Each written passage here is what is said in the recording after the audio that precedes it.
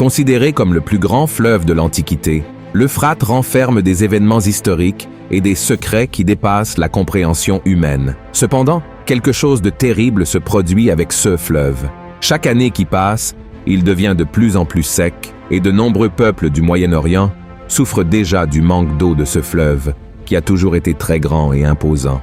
Le pire de tout, c'est que les pays baignés par l'Euphrate semblent ne pas être très préoccupés par sa situation et, dans certains cas, agissent même contre la récupération du fleuve. Mais que diriez-vous si je vous disais que cette situation de sécheresse de l'Euphrate n'est pas seulement une grave crise environnementale, mais fait également partie de l'accomplissement de certaines prophéties de la fin des temps? Dans cette vidéo, je vais vous montrer que le livre de l'Apocalypse révèle des informations étonnantes sur l'avenir de l'Euphrate, qui sont directement liées à l'Armageddon, c'est-à-dire à la bataille finale entre Jésus-Christ et Satan et ses démons. La sécheresse de ce fleuve est-elle un signe que nous sommes très proches de l'arrivée de l'Antéchrist? Que se passera-t-il pour l'humanité si l'Euphrate cesse d'exister? Je vais vous apporter ces réponses et d'autres à partir de maintenant. Mais avant de commencer, je vous demande de cliquer sur « J'aime », de vous abonner à ma chaîne et d'activer la cloche de notification, car je veux vous aider dans votre marche avec Dieu tous les jours. D'accord? Alors allons-y. Selon le livre de la Genèse, au chapitre 2, l'Euphrate est l'un des fleuves qui arrosait le jardin d'Éden.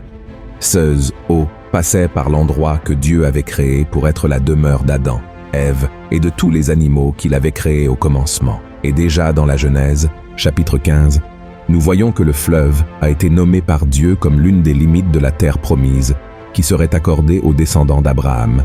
Ainsi dit la parole du Seigneur. En ce jour-là, l'Éternel fit alliance avec Abraham et dit « Je donne ce pays à ta postérité, depuis le fleuve d'Égypte jusqu'au grand fleuve, au fleuve d'Euphrate. Ce fleuve prend sa source là où se trouve actuellement la Turquie. Il traverse la Syrie et l'Irak pour se jeter dans le golfe Persique. L'Euphrate mesure 2700 km de long et est la principale source d'eau potable pour des millions de personnes dans ces trois nations. De plus, ces eaux sont utilisées pour irriguer les cultures et alimenter des centrales hydroélectriques qui produisent de l'électricité pour plus d'1 million de familles. Cependant, ce qui était autrefois une région prospère et fertile devient un lieu de peur et d'incertitude, car sa principale source d'eau disparaît simplement. Selon les autorités iraniennes qui surveillent la situation de l'Euphrate au cours des 3 dernières années, la saison des pluies dans la région a commencé plus tard et s'est terminée plus tôt, entraînant une réduction drastique du volume d'eau du fleuve. À certains endroits, le lit du fleuve s'est complètement asséché. À l'un de ces points secs, une vidéo circulant sur Internet montre ce qui pourrait être les cris de démons dans une région où passait le fleuve Euphrate, suscitant l'inquiétude de milliers de personnes. Cela se produit car, selon les rapports, les bruits seraient émis par l'un des 4 anges déchus qui ont été emprisonnés par Dieu et qui ne seront libérés que lorsque la prophétie de l'Apocalypse 9 se réalisera. Et en revenant à la question de la sécheresse que l'Euphrate traverse, un groupe de scientifiques affirme que ce n'est pas seulement la question climatique qui affecte le volume des eaux, mais aussi la mauvaise gestion de la politique de l'eau par les gouvernements des pays arrosés par lui. Certains disent même que les pays veulent que le fleuve s'assèche une fois pour toutes, pour une raison encore inconnue. Après tout, quel avantage apporterait la désertification d'un fleuve à l'humanité? Quel est l'intérêt de ces dirigeants? Il se trouve que c'est avec la mort du fleuve que la prophétie sur l'Armageddon se réalisera. Selon la Bible, les rois de l'Orient marcheront sur la terre sèche, là où coulait autrefois le fleuve Euphrate, jusqu'à la montagne de Megiddo, où ils combattront l'armée du Christ dans la bataille finale.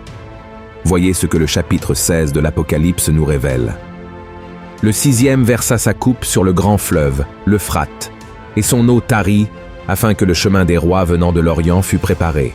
Et je vis sortir de la bouche du dragon, et de la bouche de la bête, et de la bouche du faux prophète, 3 esprits impurs, semblables à des grenouilles. Car ce sont des esprits de démons qui font des prodiges, et qui vont vers les rois de toute la terre, afin de les rassembler pour le combat du grand jour du Dieu Tout-Puissant. En d'autres termes, lorsque l'Euphrate se desséchera complètement, la trompette sonnera, et les démons emprisonnés par Dieu seront libérés pour causer la destruction d'un tiers de l'humanité avec leurs 200 millions de soldats. Lisons ensemble ce que l'apôtre Jean a dit à ce sujet. Le sixième ange sonna de la trompette, et j'entendis une voix venant des 4 cornes de l'autel d'or qui est devant Dieu, et disant au sixième ange qui avait la trompette, « Délie les 4 anges qui sont liés sur le grand fleuve d'Euphrate. » Et les 4 anges qui étaient prêts pour l'heure, le jour, le mois et l'année, furent déliés afin qu'ils tuassent le tiers des hommes. Et cela ne s'arrêtera pas là, mes frères. Ce seront ces 4 esprits maléfiques qui mobiliseront les dirigeants de l'Occident pour marcher le long de l'Euphrate et combattre l'armée de Jésus. Cela indique que nous nous approchons de plus en plus de la fin des temps. Le processus de désertification de l'Euphrate a commencé il y a 35 ans et s'accélère. Et apparemment, l'esprit de l'Antéchrist opère déjà à travers la vie de ses dirigeants, les incitant à accélérer le dessèchement total du fleuve. Bien que l'Antéchrist n'ait pas encore été annoncé, son esprit influence déjà les cœurs des êtres humains, les poussant à faire le mal et préparant le terrain pour son arrivée. Ces déclarations ne sont pas les miennes, mais celles de la Bible elle-même. Voyons ce que l'apôtre Jean a écrit. Reconnaissez à ceci l'Esprit de Dieu.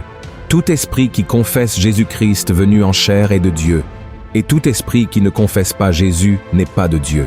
C'est celui de l'Antéchrist, dont vous avez appris la venue, et qui maintenant est déjà dans le monde.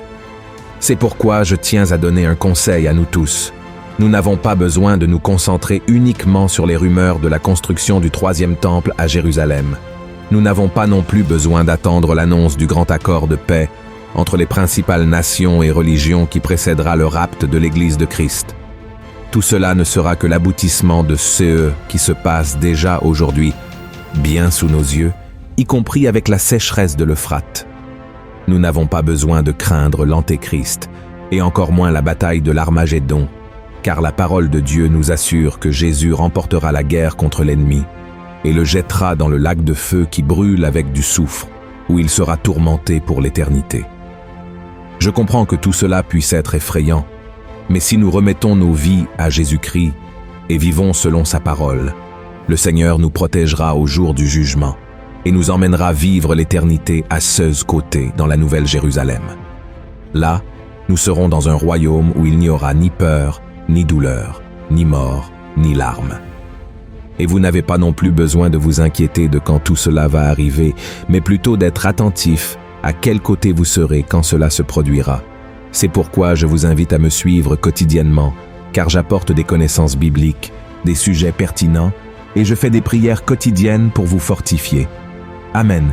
Si vous avez aimé ce message, partagez-le avec vos amis, votre famille, et abonnez-vous à ma chaîne. Que Dieu vous bénisse puissamment.